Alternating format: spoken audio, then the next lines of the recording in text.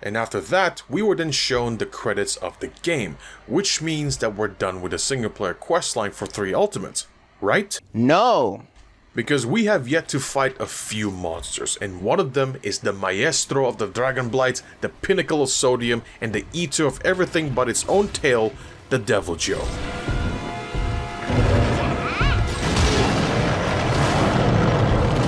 Now its moveset includes biting headbutts, the tail swipe,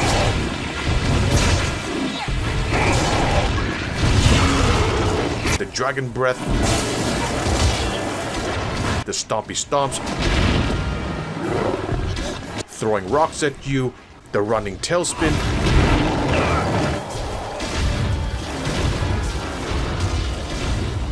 and lastly, the hip checks. And this monster gave me problems back in Portable 3rd. Why? Because its tail it's quite high up there. And this monster was rough, especially for first timers due to its aggression. Why? Because when it's angry, it gets hungry. And then when it gets hungry, it gets hangry. So it's hangy and you food. And in order to deal with him, you could also use paralyzing meats, poisonous meats, and even sleepy meats to lure him to eat them, which would allow you to do more damage. Now, if you're sane and not as stubborn as I am, then it is usually suggested to fight this monster with a weapon that has a good amount of speed and or upgrade attacks. And yes, the greatsword has the uppercut slash, but I can't say that it is ideal for how slow the weapon is. However,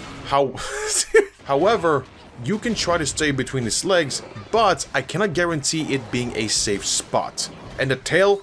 Oh my god, the tail. This tail has got to be one of the hardest parts to sever due to how upright and high it is up there. And here's a small story about his tail. So it was me and my buddies were playing Portable 3rd, and I needed his tail in order to craft the greatsword, right? However, the problem is that we're too overpowered and we end up killing it before we even get to cut the tail. So we use weaker weapons in hopes to cut his tail, and we spent about 10 minutes cutting its tail only to carve a scale. I got the thing that has half the chances of drop rates of what I wanted.